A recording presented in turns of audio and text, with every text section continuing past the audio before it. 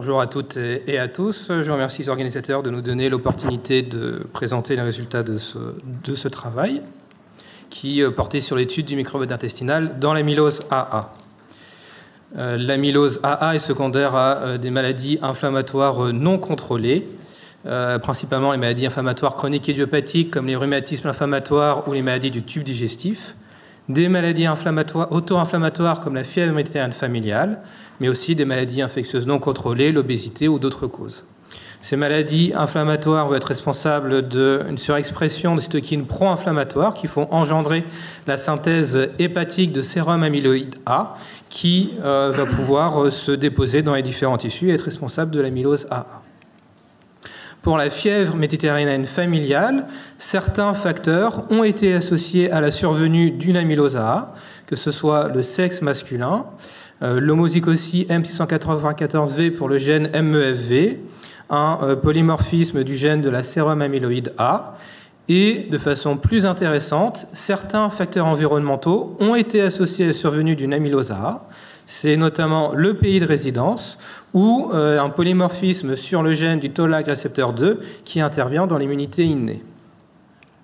Cette implication de facteurs environnementaux dans la survenue de l'amylose AA fait se poser la question de l'implication du microbiote intestinal, et ceci pour d'autres raisons notamment, qui est que plusieurs des maladies inflammatoires qui peuvent se compliquer d'amylose AA ont été associées à une dysbiose intestinale, que ce soit les différents phénotypes de maladies inflammatoires du tube digestif, les différents phénotypes de rhumatisme inflammatoire ou l'obésité.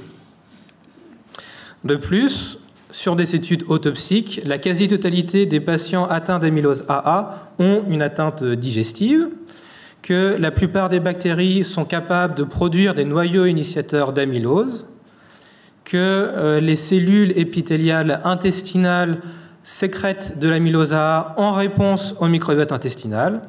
Et puis enfin, dans la maladie d'Alzheimer, qui est une maladie qui fait intervenir un processus amyloïdogène, les preuves de l'implication du microbiote intestinal dans sa physiopathologie s'accumulent. Donc, les interactions entre l'hôte et le microbiote se font par intermédiaire de plusieurs métabolites qui sont représentés ici. Et on va s'intéresser particulièrement à ces métabolites ici, qui sont la sérum amyloïde A, le tryptophane, et puis des adipokines, qui sont des cytokines sécrétées par le tissu adipeux. Donc, le tryptophane peut être métabolisé directement par le microbiote intestinal, mais peut aussi être métabolisé selon différentes voies. Et celle qui va nous intéresser, c'est la voie de la kynurénine, parce qu'elle est sous la dépendance d'une enzyme qui est appelée IDO, indéolamine 2,3-dioxygénase, qui est stimulée par les cytokines pro-inflammatoires sécrétées par les macrophages en réponse notamment au microbiote intestinal. Donc pour cette étude, on a constitué 4 groupes. Un groupe de patients atteints de fièvre méditerranéenne familiale sans amylose AA, un groupe de patients d'amylose AA secondaire à une fièvre méditerranéenne familiale, un autre groupe d'amylose AA secondaire à une autre cause, et puis un groupe témoin. Pour chacun de ces patients a été déterminé le microbiote intestinal bactérien à partir d'un prélèvement de sel où a été séquencé le gène de l'acide ribonucléique ribosomal 16S qui contient à la fois des portions conservées mais aussi des portions variables qui permettent de faire des analyses phylogénétiques. L'analyse a été faite sur un séquenceur Illumina et analysée à l'aide de la suite de logiciels Chyme. Et pour mettre en évidence des bactéries associées ou non aux maladies, c'est un modèle d'analyse statistique multivariée qui a été utilisé, qui permet de prendre en compte des facteurs confondants éventuels comme l'âge, le sexe, l'indice de masse corporelle ou les traitements associés. Et puis, pour chaque patient, étaient aussi réalisés des prélèvements sanguins pour le dosage de protéines et de cytokines inflammatoires, d'adipokines ou de métabolites du tryptophane. Donc, concernant les groupes, il y avait 34 patients atteints de FMF qui étaient dans la quasi-totalité des cas homozygotes ou hétérozygotes composites. Les 7 patients atteints d'amylose secondaire à une FMF étaient tous homozygotes et avec une prépondérance de M694V.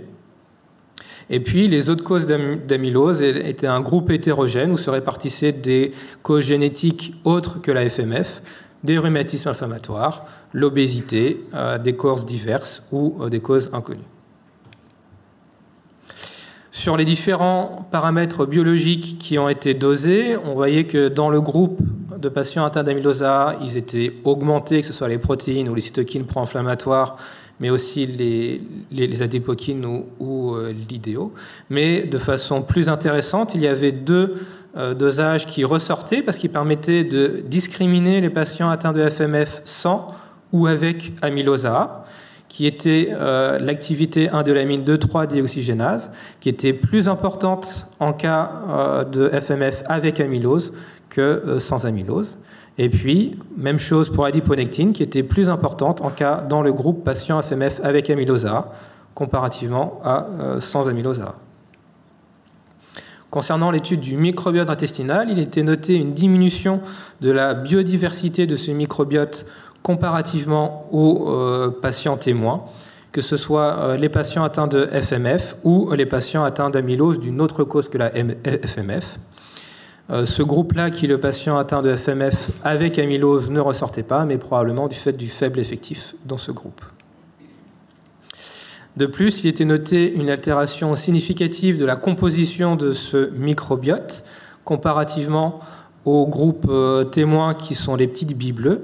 Là, on voit que les petites billes vertes qui représentent le groupe FMF sans amylose avaient une composition différente que les témoins. De même que les patients atteints d'amylose d'une autre cause, qui sont les petites billes rouges, qui ont aussi une composition différente comparativement aux témoins. Et à l'identique, le groupe de patients FMF avec amylose, qui sont les petites billes jaunes, ne ressortait pas de façon significative, mais encore une fois, il n'y avait que 7 patients dans ce sous-groupe. Quand on regarde la composition bactérienne du microbiote, que ce soit à l'échelle des phyla ou des familles, on voit que la répartition était différente entre les groupes, mais pas significativement différente. Quand on regardait maintenant plus bas, c'est-à-dire à l'échelle de l'OTU, Operational Taxonomal Units, on voit que les patients atteints de fièvre méditerranéenne familiale avaient une surreprésentation de 9 OTU qui appartenaient tous à l'ordre des clostridiales. Et puis, en revanche, il n'y avait pas de surreprésentation d'OTU dans le groupe avec amylose, mais si on comparait les patients atteints d'amylose secondaire à une FMF au groupe FMF, là on retrouvait une surreprésentation de 2 OTU qui appartenaient aussi à l'ordre des clostridiales.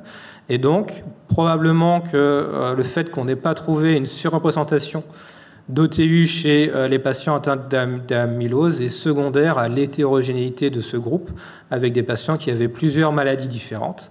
Et on sait qu'il y a une dysbiose spécifique pour chaque maladie, donc probablement que l'amylose pourrait être favorisée par la survenue de certaines bactéries particulières avec des propriétés particulières, mais qui pourraient être différentes en fonction de la maladie causale.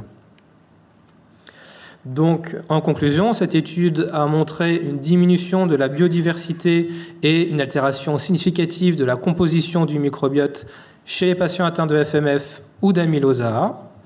Cela suggère l'existence d'un lien fonctionnel entre dysbiose et ces maladies, et ce qui ouvre la voie au recours possible aux techniques de manipulation du microbiote chez ces patients.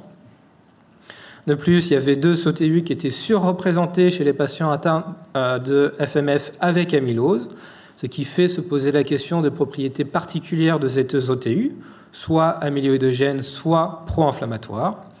Et puis enfin, il était retrouvé des taux particulièrement élevés d'activité IDO et d'adiponectine chez les patients atteints d'amylose. Et on pourrait imaginer d'utiliser ces marqueurs comme biomarqueurs diagnostiques ou de suivi thérapeutique en cas d'atteinte digestive au cours d'une amylose A. Je vous remercie de votre attention.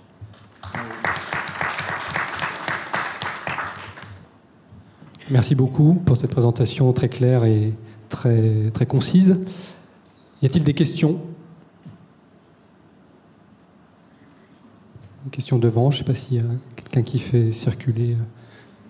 Merci beaucoup pour votre exposé, c'est très très intéressant cette approche. Et j'avais une petite question. En parallèle, est-ce qu'il y a les mêmes études qui sont faites sur des modèles animaux, par exemple d'amylose AA chez la souris? Et je voulais également savoir, est-ce que, par exemple, dans des modèles de souris KO pour interleukine 1β ou interleukine 6, est-ce que ces souris ont un microbiote intestinal différent et est-ce qu'elles font de l'amylose? Voilà.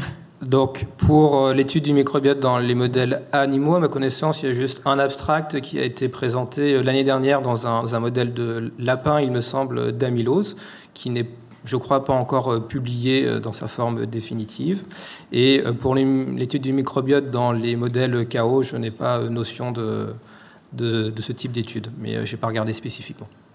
D'accord, merci. Ouais, je voulais savoir si vous aviez pu regarder au plan clinique et au plan histologique s'il y avait des différences dans la symptomatologie digestive ou l'histologie digestive en fonction de la présence d'une dysbiose ou pas.